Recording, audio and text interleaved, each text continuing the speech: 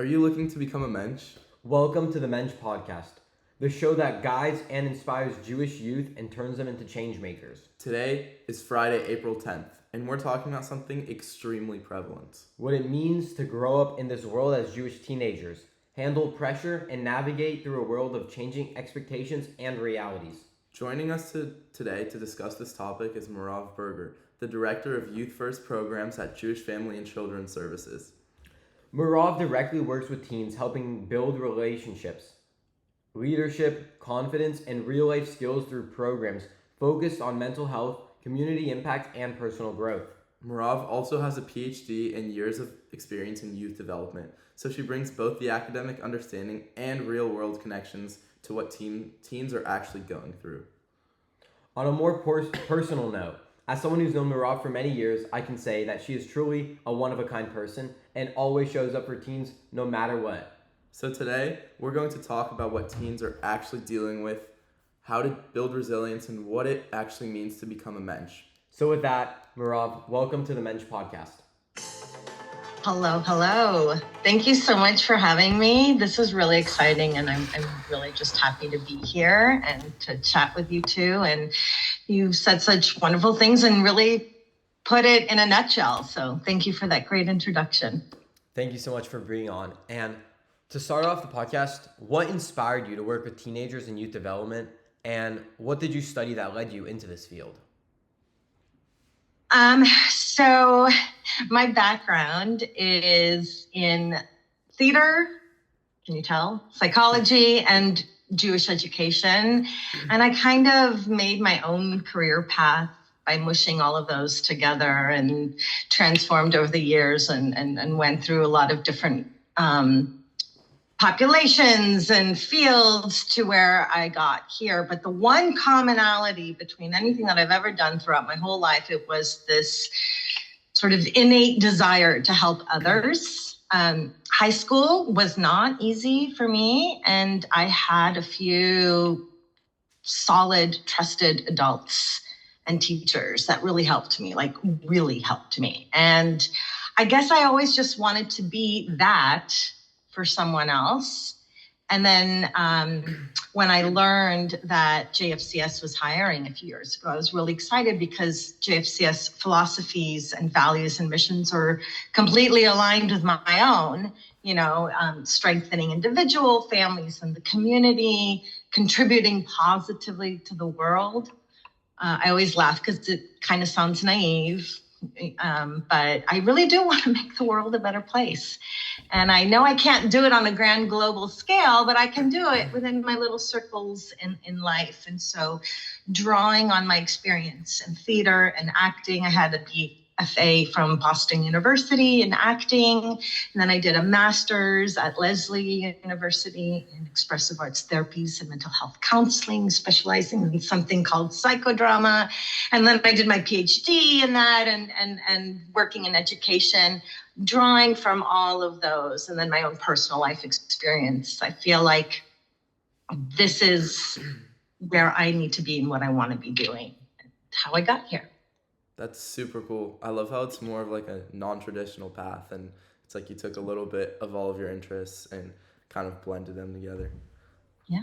I was also wondering, what surprises people most about working with teenagers when they talk to you, or even what surprised you the most when you started working with teenagers about them? That's a good question.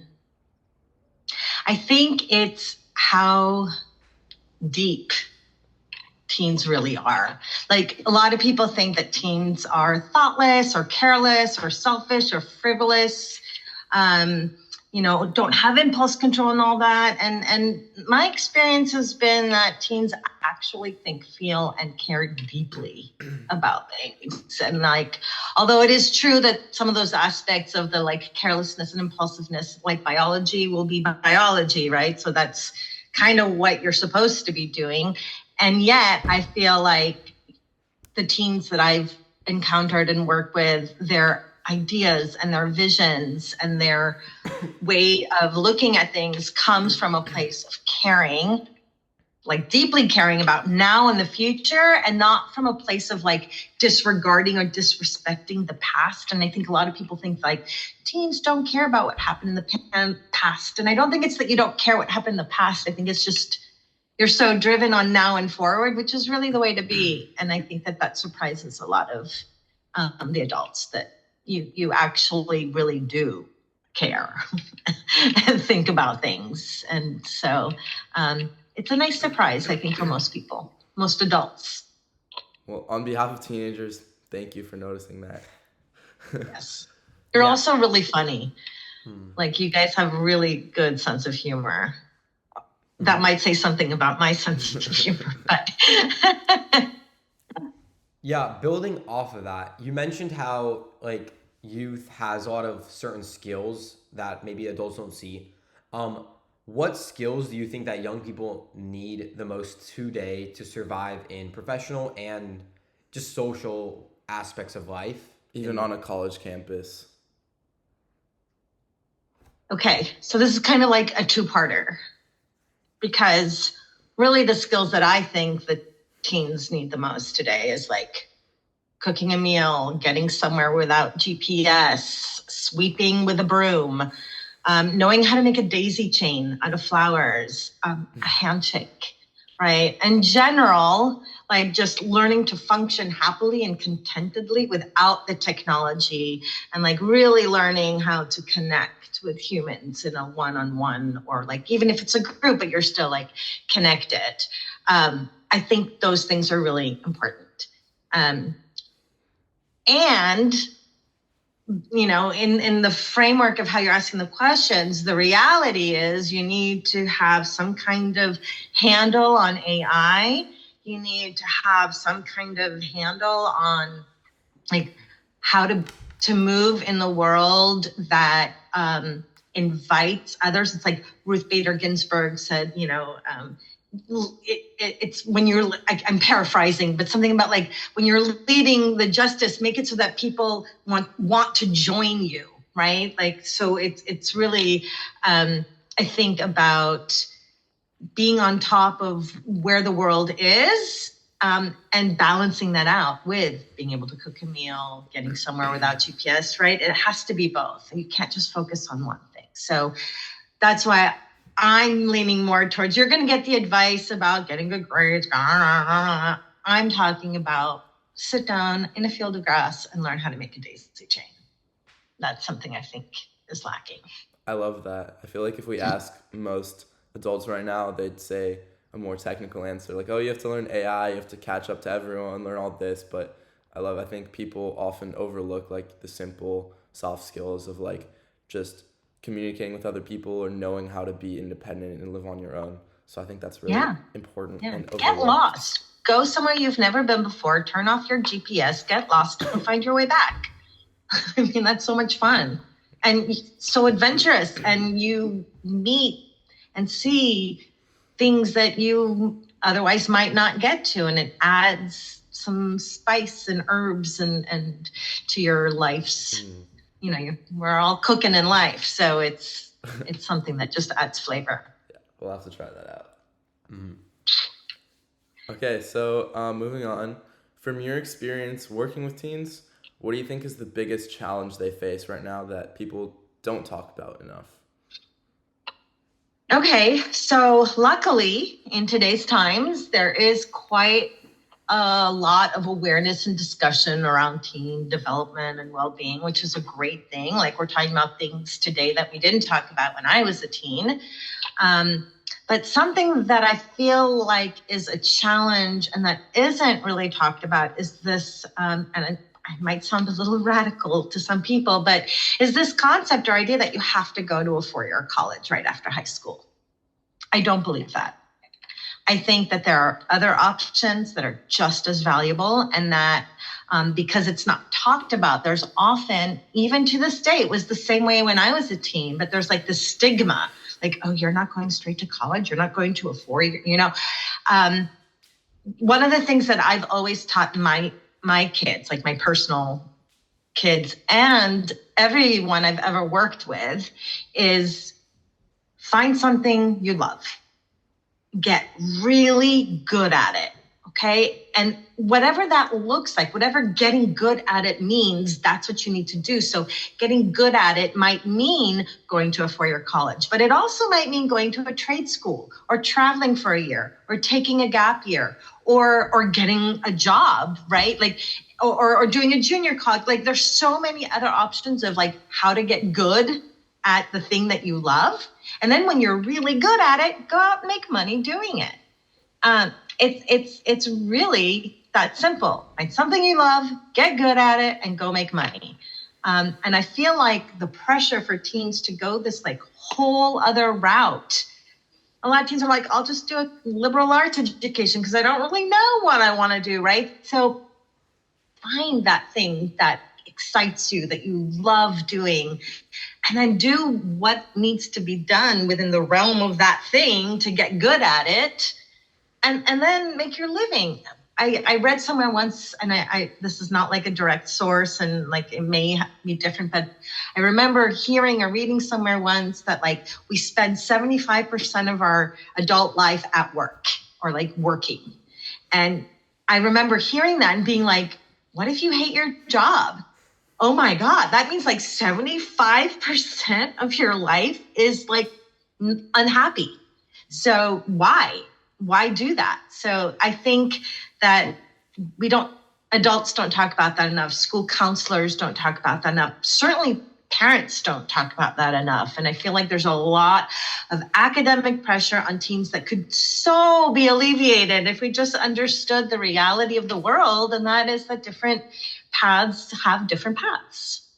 God, that was not very eloquent, but you know what I mean, that there's different ways of getting to success, and success can look differently for different people. And it's not a cookie cutter and it's not a stencil. And we need to stop with that. We need to stop with that nonsense and let just teens find their way. No, yeah, I think you really made a good point with that. I know maybe me and Mark can both vouch for that we've kind of been pushed that cookie cutter of appeal of going to a four-year college, getting all A's, and it's the only path you have, especially in the current day where everything is so strenuous and difficult. So I think one question that I have for you and we have for you is, if you go back to your teenage self and give yourself one piece of advice, what would you say? And do you think that advice would still apply to teens in this current day? Yes. Because people are people. And like I said, biology will always just do what it needs to do. Advice, I mean, there's a lot, but it really comes down to, so I, a few years ago, ran into a friend of mine, an old friend from high school. And he showed me a picture that he had on his phone. He had digitalized his photo albums, because back in the 1900s, we didn't have phones, but he digitalized this photo of me at like 16-year-old me. And I looked at that picture and I was like, oh, like I was so pretty. I looked so good. And I remember that picture so specifically. I remember taking that and I remember hating the way I looked, thinking that I was, fat and ugly, and my hair and my scars from my dog, like really. And when I looked at that picture of 16-year-old me, I was like, you wasted so much energy on that when you were perfect the way you were. You were smart, you were pretty, you were motivated, you were already doing theater. Like, you were so focused on what you didn't have that you didn't appreciate and embody and like use what you do have to empower. And so when I think about that and share that, I've shared that with a friend, and she said to me, Merav, when I'm like in my 50s now, but when I'm in like 75, I'm going to look back on pictures of me right now and say the same thing. Like, why was I so worried about the wrinkles on my face? Look at you, you looked great. And so I think my biggest advice to teens is like, you are exactly the way you're supposed to be right now, and you are great, and you are so much better than you think you are of yourself. And like, know that you are way 100 million times better than you give your own self credit for.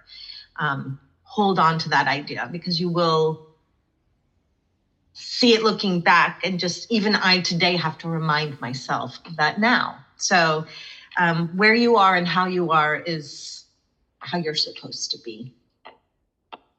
Okay, thank you for that answer. You talked about how like a lot of teenagers and you maybe they didn't have the best self-esteem or self-confidence when they're growing up, but really they don't realize how powerful they are maybe, or how great of a leader they are. So when you see a teenager who is maybe in the works of becoming a strong leader or developing, what qualities usually stand out first and tell you that, wow, that person can really become a change maker? I think some people, like when I look at a leader, like with the leaders that I look at, when I, including the two of you and others, it's like there's a charisma, there's a care, there's a humor, there's a social at ease, there's an intelligence, there's an ability to see the big picture as well as the smaller pixels that make up the big one. And I often will see someone who like knows when I need to step in and be the leader, but I also know when to like let someone else have the space. I think that true leaders are curious and open-minded and broad-minded and bold. And I think that there's ways of, it can be as like major as being in a program where you now lead a group of teens, right? Like an impact year. But it can also be you and your friends are walking down the hallway, there's a piece of garbage on the floor, and without saying anything, you just pick it up and throw it away and keep talking and walking, right? There's this sense of like, a leader is going to not just say things, but they're going to behave and do things in a way that others see and notice. And that's where like that power in teens comes in, and leadership as a team, I think, comes in. It's like we always think that everyone's looking at us, right? Especially teens, but also adults. Like wherever we move in the world, we think that everybody's looking at us and everybody's judging us. They're not, but okay, let's say if that is true, and we are moving around the world and everybody is scrutinizing our every move, well, then let them see me being the best version of me. Let them see me being something good. Let them see me acting positively. Let them see me being a mensch, right? If that's what they're going to be looking at. And I think moving through that way is really powerful. And I think that those are some of the qualities that I see in leaders. Yeah, I think that's a really like strong point. I think that's the kind of goal of our entire podcast, is to help other teenagers kind of be the best versions of themselves that they can be and put their foot forward to do what they can. However, I think in the current day and age, it's really hard, especially by how much teenagers and just I think everyone in general are influenced by their peers. Peer pressure is such a strong social factor. It can guide people in the wrong directions. It can make people, I think, do things that they maybe disagree with and don't believe in. So one question we have for you is, how can teenagers and just everyone in general use this influence in a positive way rather than a negative way? How can they maybe break the stigma that you were talking about earlier and kind of manipulate it for their own benefit, or turn it into like a positive factor? Well, first of all, what you guys are doing right now is a perfect example of how you can use your influence in a positive way. I was a fourth grade teacher somewhere, and I was late to class one day, and I walked in and all the fourth graders booed. Okay. And not because like Merav walked in, but because the teacher walked in and like they were excited that they may not have a class or have a sub and like watch TV or something, right? But when I walked in and they booed, that hit hard. And I just kind of stopped and I looked at them and I said, you know what? That's just like, that's not right. We have such power. We can say one thing or do one thing that can ruin a person's day. And conversely, we can do or say something that can make their day. And I think that as somebody, as a teen, if you want to exert that positive influence, be the mensch, like be the person that you want people to see. And that means, you know, again, something as simple as you're walking with your friends, you see a piece of garbage, you pick it up and throw it away, you keep the conversation. They're seeing you being mindful of the environment. It doesn't matter that it wasn't your garbage. Or it might be saying hi to a kid that no one really talks to and saying hi in front of everyone and not being afraid that if I say hi to this kid, it's not cool, right? Like be the person that makes that change. And it goes back to that leadership quality of being bold, of being comfortable going out of the comfort zone without being overwhelmed by panic and by having that charisma. So when you hold yourself with that confidence and you know you're doing something that's positive and caring and kind, like you have the whole world with you, right? The whole world is helping you in that. And so there is no fear that, oh, people will think I'm weird. No, people will look at you and be like, oh, I can do that too. There's that option too. Again, it's just moving in the world with a kind heart, knowing that that it's hard. Life is hard. The world is hard. It's hard for everybody. And let's not make it harder. Let's try to find ways of easing everyone's burden. And I think that just by acting and doing those kind things is enough. Yeah, I love that. Instead of succumbing to this social pressure, we can inspire others in our own regard and influence and then spread change that way. Transitioning a little bit on a more serious, maybe concerning note, obviously in recent months and the last couple of years, there's been definitely an uptick in antisemitism in schools, college campuses. A lot of Jewish students right now are probably feeling very uncomfortable or they're in their shells because they're probably afraid to be outwardly Jewish. So are you concerned with this trend about anti-Semitism in schools and college campuses at the moment? What's your prognosis for the future? Do you have any advice for students that are experiencing this, or maybe teens like us who are going to be on college campuses in a couple years? Yeah. So not to be the burster of bubbles, but it's always been an issue. When I was in 7th grade, my locker got broken into and had swastikas engraved in it. So I'm always worried. Of course, I'm always worried. And it's always an issue. And especially being Jewish, we are a little more hypersensitive to it than maybe others who are not. And I think it will also always be an issue. The word Israel, I'm going to get a little, serious here, but the word Israel means wrestling with God. And I think that part of that means that as a Jewish people, we will always be working towards and fighting for and wrestling with what's right and fair and good and just in the world. And also fighting for and working towards our own safety and longevity. And that's never going to be easy. We're always going to be wrestling with something. And in a way, there's a beauty to that.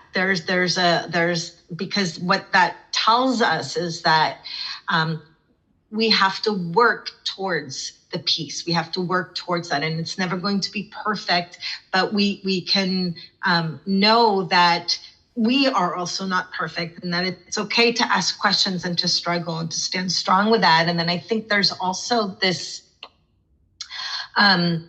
idea of in Judaism, and I know it sounds a little strange, but there's this concept that like you always have to be happy. And in a way, it's almost like dogmatic and like happy, happy, happy, depression is evil, right? And in today's mental health landscape, we understand that, of course, there's a balance. But what I think they're trying to say by that is that, when you're on airplanes and you put on the air above you and it's like this air that comes down kind of like a triangle, like force field around you. So I imagine happiness and joy, right, to be this like force field around us, and like people were like, from the river to the sea, and we're like, ha ha ha, playing guitars in our bunkers while right? We're playing cards, we're loving each other. Someone else is going, oh, I'm gonna do this to you, and we're like enjoying each other and family and eating with gusto, because this like happiness force field, like can't touch, right? No evil or hate can really get through that. So I think as a Jew, and as a mensch, right, we have this like great ability to move with happiness, and knowing that like I am picking up garbage, I am helping seniors, I'm helping the homeless, I'm doing what I can here, I'm doing what I can there, I'm trying to be a good student, I respect my family, I respect my peers, I'm open-minded, I'm trying to infuse the world with goodness. And also in Judaism, we say that one small act of kindness fills the whole world. And so picking up that piece of garbage, or smiling at that kid that never gets smiled at, or doing this kind of podcast, like that is what is going to keep you strong, and that is what is going to keep Judaism strong. And the anti-Semitism, it's never going to go away. I really wish I could say the difference, but it's been around for a couple thousand years, and I think that will continue. So it's not about them, it's about us. Happiness, joy, ha ha ha. You can't touch me. Again. Yeah, I think that's a really strong point. It's how we just have to make the best of what we have. And instead of kind of like, I think goes back to comparing what you have with others. This like comparison is a thief of joy, kind of, I think. And if you just make the best of your situation, I think you would realize that you're still in a pretty good situation. And yeah. Okay.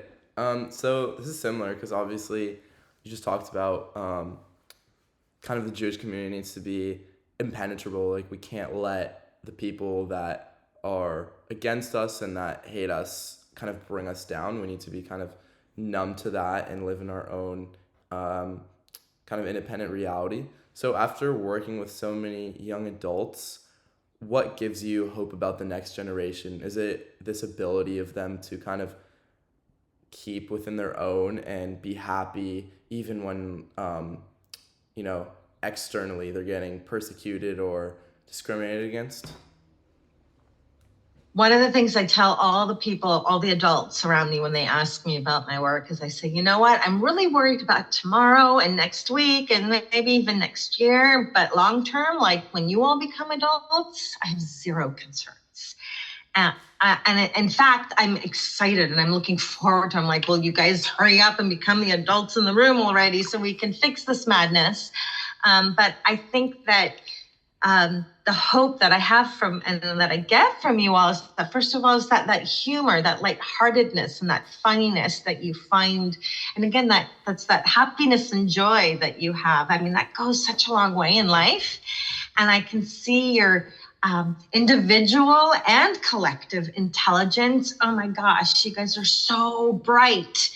And your warmth and your care for the planet and for justice and the way you think so broadly and like all of your willingness to take risks and, like step out of the comfort zone. And again, I think I said this before, without getting overwhelmed. I think that's like such a great quality. And I can see and hear in the meetings that I have, I'm always hearing like cool, new, innovative, creative ideas and solutions.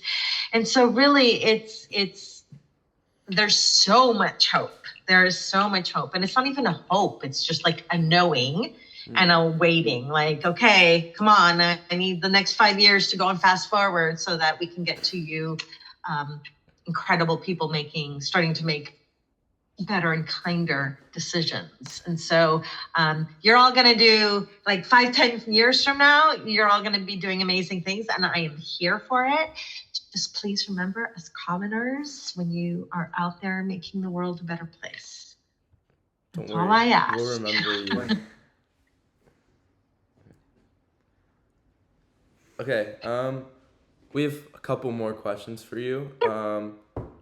So this is building off the last few questions about maybe Jewish advocates in the community who are still in their shell.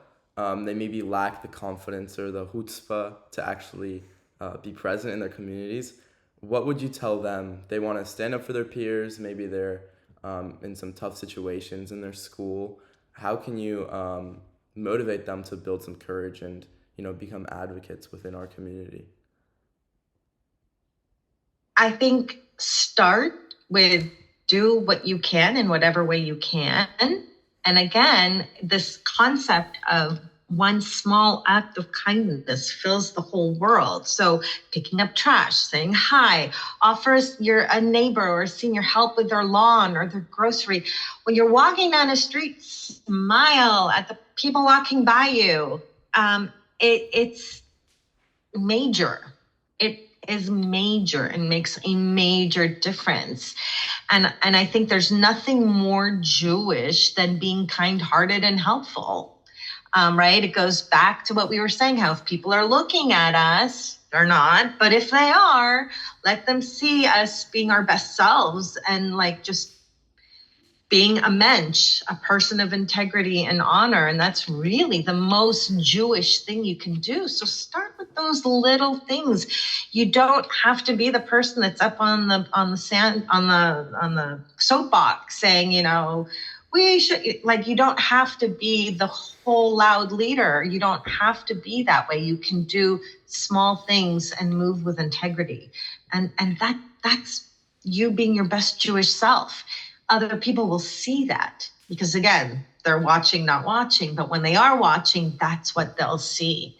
And I think they'll start reacting to you differently. And that in itself will build that confidence. Again, like, how can you be not confident when you're doing something nice for someone else? Like, your kindness is pretty cool, right? Like, you're just doing something good in the world. Too.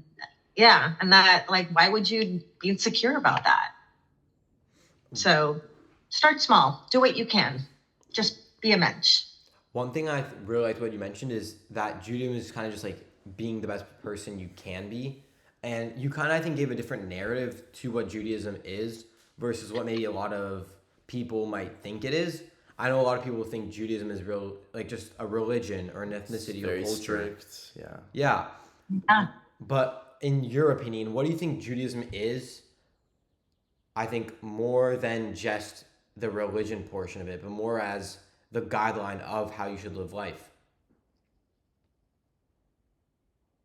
I think that it's so interesting that you're saying that, because if you really think about it, most Jewish Americans, like American Jews or Jews in the diaspora, mostly, this is a generalization, but their last interaction with Judaism was like getting ready for their B'nai Mitzvah, right? It was like Sunday program or Hebrew school and learning the blessings and learning the brachot and, learning the Hebrew letters and like kind of, but not, and then you have your bar mitzvah and then it's done.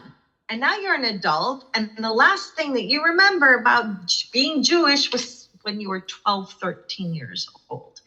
There's this whole part of Judaism, a spiritual, a cultural, a traditional part of Judaism that we never get to connect with because we kind of stop. And the only thing that we see about Judaism is what we learned when we were like 8, 9, 10 years old, you know?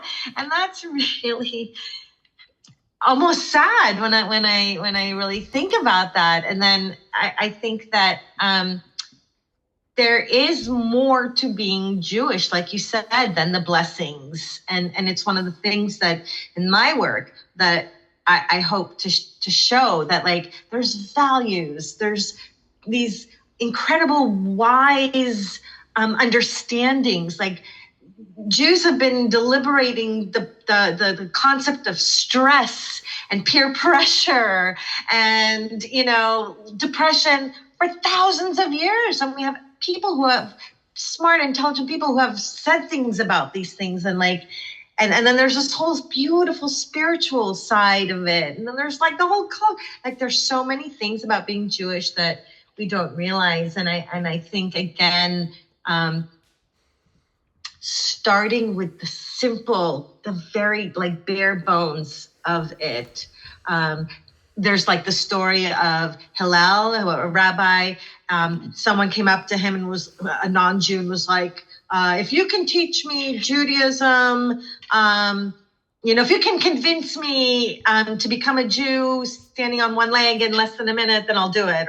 So Hillel stood on one leg and said, love your neighbor as yourself. The rest is just commentary.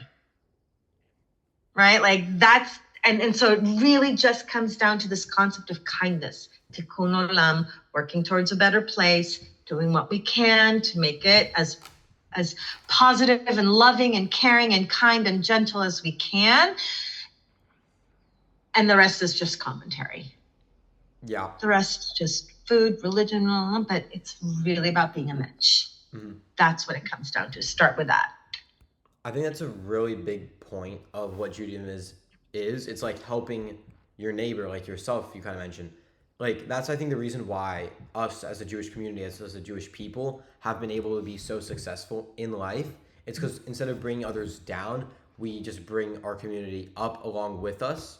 I think that's like such a big thing. Like, my parents, my mom in particular, came from Belarus, I think now almost 40 years ago. And the JFCS actually helped her in her journey. They helped. When she arrived, she had almost no money, no food, no clothes, and they helped give her, I know, a lot of housing materials and a lot of necessities that were crucial in helping her be able to go to school and get the education she would need to eventually help others in the future. I think it's just very interesting. I think both non-Jews and even some Jews, I think the problem often stems from when they hear the word Judaism, they just consider it a religion, and so they fail to like understand that it's an ethno-religion, and this ethno portion kind of, it comes from thousands and thousands of years of tradition and culture and kind of like a way of life. So a lot of people may think that it's just strict rules, guidelines of how to obey God, but it's really not. Judaism is kind of, the beauty of it is that you can kind of make it what you want it to be, and it's maybe one of the only religions in the world where it wants you to ask more questions, to be inquisitive, and to question everything, rather than maybe the orthodoxy of many other religions or movements. So I think that's very beautiful about it, because it's not like a one size fits all really thing. We're meant to wrestle. We're meant to wrestle with ideas and questions and reassessing constantly. Absolutely. Yeah, so just transitioning to our final question. Maybe we're wondering to reflect on the best piece of advice that you've ever received, and if it's related, if you could leave one message to the audience right now, what would that be? Well, you know me, so I have like a lot, more than one, but the two that I'm like are coming to mind, and one of them is a little silly, but actually really has helped me. There's this movie called R.I.P.D. And it's like a police force in the afterlife. And so like they can like jump off of buildings or like get into car crashes, and like obviously they're already spirits, right, in the afterlife, so they're not going to like die from it. And there's this moment where they're like about to like jump off of like a really tall skyscraper, and the veteran cop that's been in the afterlife police force for a long time says to the younger cop, the newer, recently deceased cop, relax body, like relax body. And so as a joke, I started saying that like before I go into like a highly intensive or like high kind of anxiety inducing event, I remind myself, relax body. And it's just sort of this idea of like coming into something loose and ready to get more new information. You know what I mean? It's just like that relaxed body, like go into it with not too many notions. Yeah. And just like see what happens. And then my other big piece of advice is focus on what there is, not on what's lacking. Like you'll be surprised how much good there is. And again, that goes back to me seeing my 16-year-old self. Like in Judaism, they have the 100 blessings a day. They're like 100 blessings a day. Like, you know, I tried that for a couple of years and it was amazing. And a blessing can be like, thank God for the hot water tap.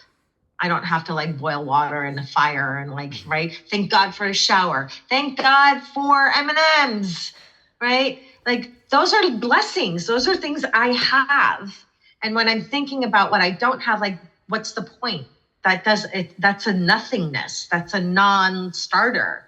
Focus on what you have and what you can do with what you have, and move forward. And so relax body and focus on what you have.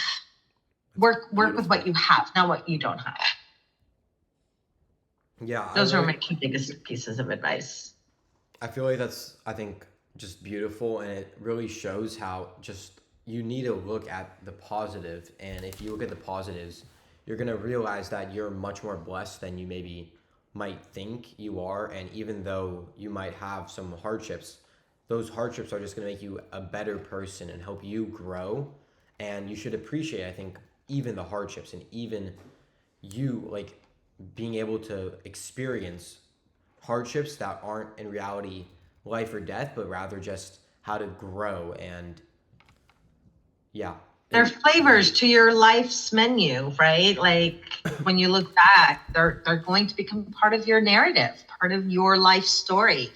And you're going to look fondly back on the hardships. God, I remember how I struggled, and I remember how I got out of that. Like, whew, that was the time.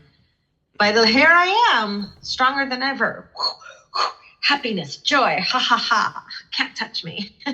And even if everyone had everything that they wish for right now, or we had everything that we wanted, I think it's really human nature to kind of, even at that point where we have everything we need, we would still kind of look for the stuff that we don't have, that we're missing, something that could get better.